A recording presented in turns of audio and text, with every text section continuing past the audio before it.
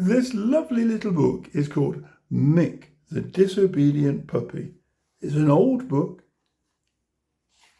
and it was made and published the first time in 1952 by Wills and Hepworth. Let's read the story together. Mick, the Disobedient Puppy. What would you like most of all for your birthday, Peter? Asked Mr. Brown, sitting down and picking up the newspaper. I'd like a dog of my very own, Daddy, Peter said at once, and he went over to sit on the arm of his father's chair. A dog, said Mr. Brown, turning to look at him. I wonder what Mummy thinks of that. Mrs. Brown looked up from her darning. I think it's rather a good idea, she said. It would be nice for Peter to have a pet, and a dog would protect the house as well. All right, said Peter's father, unfolding the newspaper. You shall have a dog of your own on your birthday. Let me see. You're going to be 8, aren't you? How you're growing up.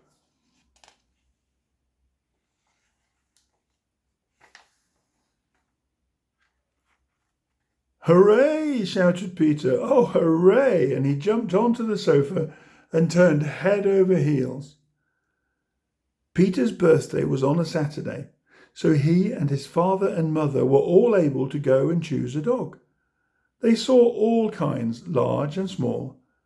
Mr. Brown liked a bulldog, but quite agreed with his wife that it wasn't what they wanted. Mrs. Brown thought an Irish terrier would be nice, but Peter ran up to them with a little black bundle in his arms and said excitedly, May I have this one, Daddy? I like him better than any. And he showed them a poodle puppy with bright eyes shining in its black woolly face.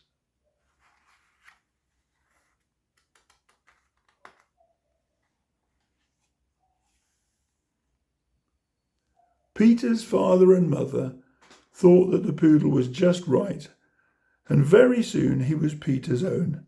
They took him home in the bus, and he sat on Peter's knee and licked his face over and over again. When they reached home, Mrs. Brown found a large basket and a rug for the puppy, and Peter begged hard to have him sleep in his room, and was delighted when his mother said he might. What are we going to call him? Asked Mr. Brown. I think Rags would do, said Mrs. Brown. Oh, but Mummy, he's not raggy, only woolly, and Peter stroked the puppy's soft coat. How do you like Blackie? Asked Mr. Brown. The cat next door is called Blackie, Peter said. I'd like him to be called Mick. Yes, said his mother, we'll call him Mick. It's a nice name.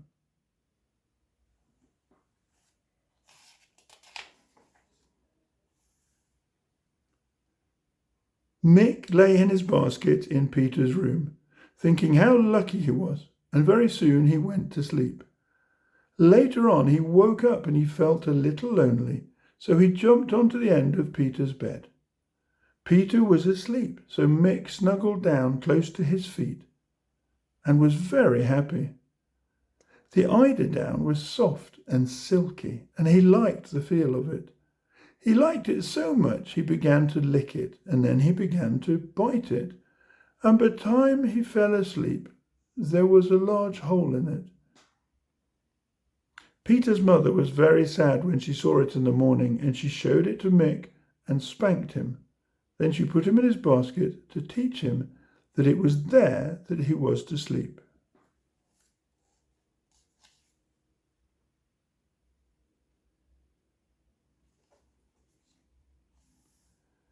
Mick came down to breakfast with Peter and was told to sit on the rug by the fire.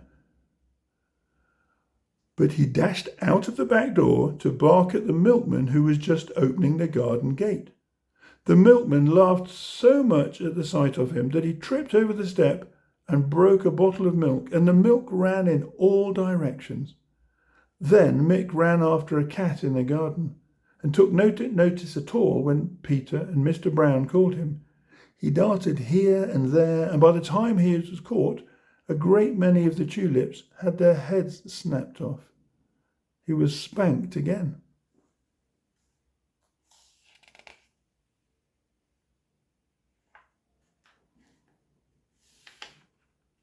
"Oh dear," sighed Mrs. Brown.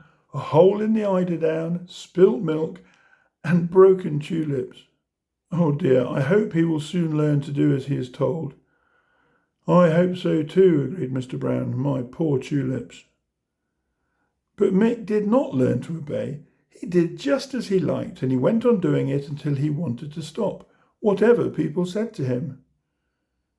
"We shall have to spank him until he learns," said Peter's father. "Not very hard, Daddy," said Peter, hugging Mick. "Not very hard," said Mr. Brown, "just hard enough to make him remember."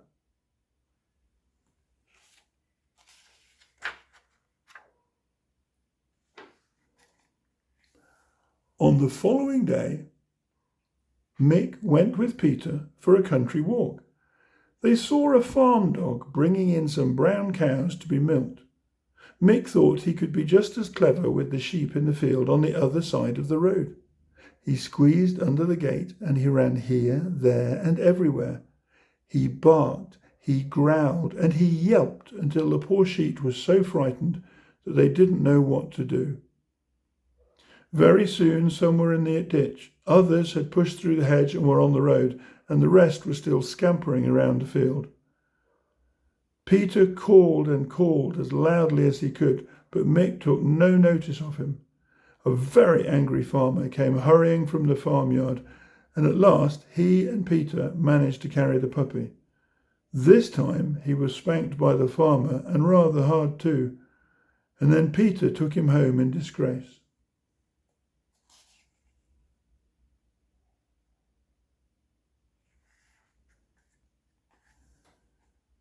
Mick had made himself so dirty when he chased the sheep in and out of the ditches that Mrs. Brown said he must have a bath. She got ready a wooden tub partly filled with warm, soapy water. When Mick was lifted into it, he struggled because it felt so strange to be wet all over. Then he rather liked it. But when a little soap got in his eye, he decided it was a very silly game, jumped out of the tub and ran out of the kitchen. "Come here, Mick, come here," called Mrs. Brown as she and Peter hurried after him. Mick, of course, pretended not to hear and vanished into the sitting room.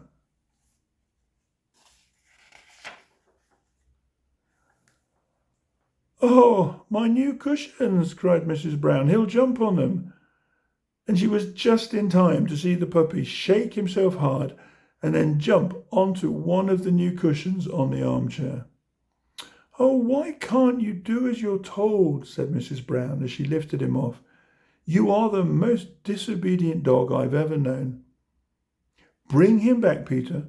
We must get the soap off him, and then I must see what I can do to my poor cushion."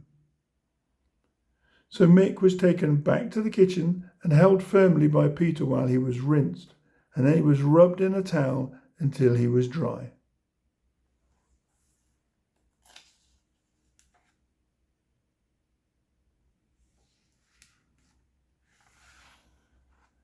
"It really is very difficult," Peter's mother said to his father that evening.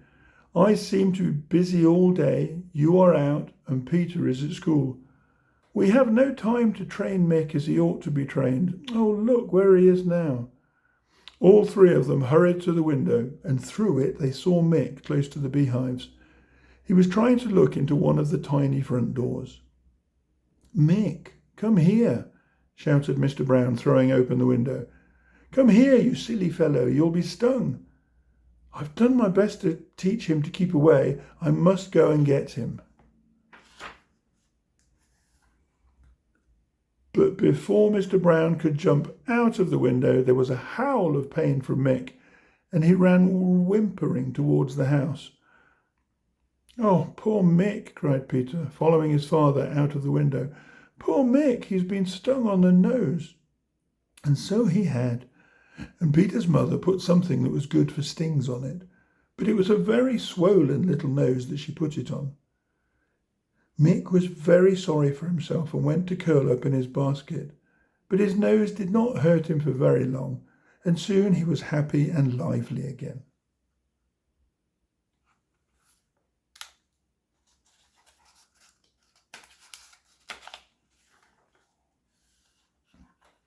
Of course, they all loved Mick. They couldn't help it, but it was annoying that he was so disobedient. He wasn't a very good house dog either, for he welcomed everyone but the postman and the milkman, and he barked very loudly at them. One day an old lady came to tea. Mrs. Brown knew she didn't care very much for dogs, so she put Mick in the kitchen and told him to stay there. Now, stay where you are, she said, again as she opened the door to go out. But before she knew what had happened, Mick was up and out before her in a flash. He dashed into the sitting room, saw the visitor, rushed to greet her, and upset her cup of tea all over her dress.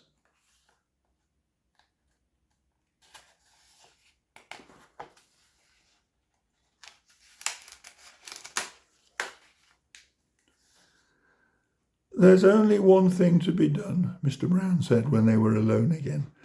We must send him back to where he came from, so that he can be properly trained and taught to be obedient. All this spanking is teaching him nothing. Besides, I don't like spanking him. Oh, Daddy, would he have to be away for long? Asked Peter, lifting Mick onto his knee. I should say for about a month, answered his father. Sorry, Peter, but he really will have to go. So Mick was taken back. He hated going, and he and Peter had a sad goodbye. Peter told him to hurry up and learn to be good, and Mick licked Peter's hands, trying to tell him he would. He was put in a row of kennels, each one with a run of its own. He talked to the dogs on either side of him. They told him that the men who taught them were kind, but that all the dogs had to work very hard. Do they spank? Asked Mick. Yes, he was told. They spank if we don't do as we are told. Mick felt very lonely. He went to sleep on the floor of his kennel, wishing that he could wake up and find himself in his basket.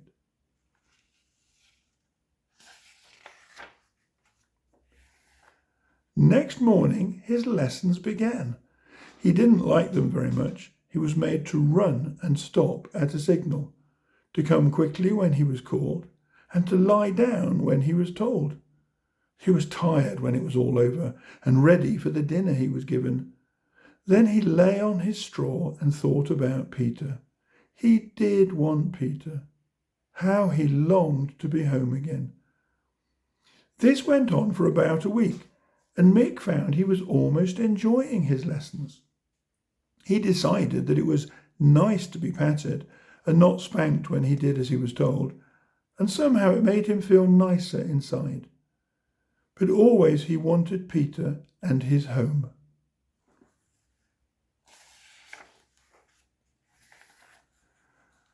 At last, Mick could bear it no longer, so he ran away. When he was called, he took no notice at all, but ran and ran through 3 fields and into a lane as fast as he could. I know this isn't doing as I'm told, he panted as he ran, but it is the last time I shall disobey. I must get home to Peter. He stood still in the lane and looked round carefully, thought for a little while, and then set off to find his way home. He had 1 or 2 adventures. First of all, some children tried their best to catch him because he was a lovely doggy, and then he was very nearly run down by a boy on a bicycle. But the boy managed very cleverly, and neither he nor Mick was hurt.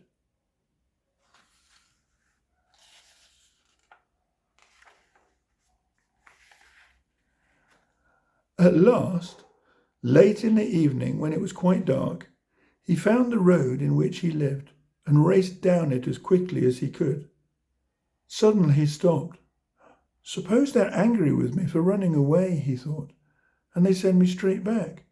I'd better get in without being seen, and then if I can find Peter, perhaps I shall be safe. Mick waited by the back door and managed to slip into the house while Mrs. Brown was putting the milk bottles outside. She didn't see him because his black coat did not show in the dark. He ran into the sitting room and scuttled under one of the big armchairs. Mr. and Mrs. Brown began to lock the doors and close the windows, so Mick knew that they were getting ready to go to bed. Peter must have been asleep for a long time now, and his bedroom door would be closed. It was no use to think of seeing him until the morning. Mick heard feet going upstairs, and then he heard a door close. He slipped out and lay on the rug in front of the dying fire. How lovely it is to be home again, he sighed. I do hope they will let me stay. If only I could go up and see Peter. He stretched himself out at full length and closed his eyes. How lovely it is to be home again, he thought, and then he went to sleep. Suddenly, Mick woke up. He lifted his nose and went sniff, sniff. There was a queer smell, a very queer smell, and he didn't like it. He jumped up and ran onto the kitchen. On the rug was a red cinder with smoke rising from it, and the smell was a smell of burning. Oh, goodness, thought Mick. Oh, goodness. What do I do now? I know, and away he rushed up the stairs to the door of Mr. and Mrs. Brown's bedroom. Scratch, scratch, he went on the door, and woof, woof, he barked as loudly as he could. Scratch, woof, woof, woof.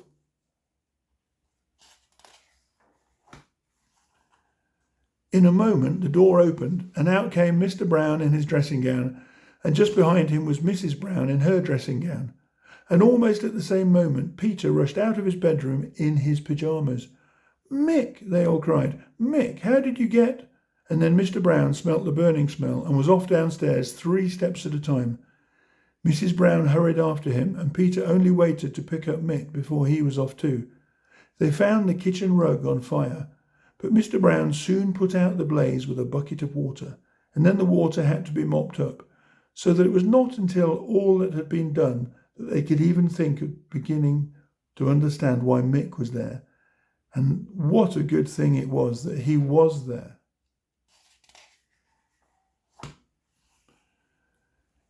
He must have run away, Peter said, but isn't it lovely to have him back? And he hugged Mick hard, while Mick himself licked Peter's face all over and wagged his funny tail at a great rate. Yes, it is, said his father, tickling Mick under his chin. But I'm afraid after only a week he will have learnt very little. But what a good thing it was that he was here, said Mrs. Brown, and she picked him, Mick, and carried him up to Peter's bedroom. Then she made some tea and brought up milk and biscuits for Peter and Mick, and they all had a midnight feast. After that, a very happy puppy jumped into his basket, and a very happy boy curled up in bed. But when Peter was asleep, Mick jumped onto the end of the bed so that he could be near the little lump that was Peter's feet. How lovely it is to be home again, he thought. But this time he didn't bite the eider down, but slept until morning. When Peter woke, they had a lovely game together, over the bed and under the bed and onto the chairs. Then Mick ran off with one of Peter's shoes, and Peter threw the other one at him, and they went down to breakfast. When Peter had finished his porridge, he said that he thought Mick must be a very good house dog indeed, because he had really and truly saved the house from being burnt down. Yes, said Mrs. Brown, he's just perfect, and we won't part with him again, and she gave Mick a toast crust. He did us a very good turn last night, said Mr. Brown, and if only he would obey, I should say he was perfect too. Just at that moment, Mick sprang through the window, rushed through the hedge at the end of the garden, and began to chase some hens in the field beyond. Come here, Mick, come here. You'll kill those hens, shouted Mr. Brown. Come here at once. To his amazement, Mick turned around and came scampering back through the hedge and up to the window. Here he stopped and looked up as if he were saying, Yes, do you want me? Mr. and Mrs. Brown looked at one another, and Peter danced around them, shouting, He's learnt to be good, he's learnt to be good. And then he climbed out of the window to Mick. It seems he has, said Mr. Brown. So that makes him absolutely perfect, doesn't it? I should think it does, answered Mrs. Brown. How glad I am that we didn't have an Irish Terrier or a Bulldog. Mick is the dog for us. Peter and Mick said nothing. They were far too busy rolling about on the grass in a fine game of rough and tumble. And that is the end of our little story of Mick the disobedient puppy and his new home. I hope you enjoyed it and that you've been able to read along with me and see all the lovely pictures in this lovely little book.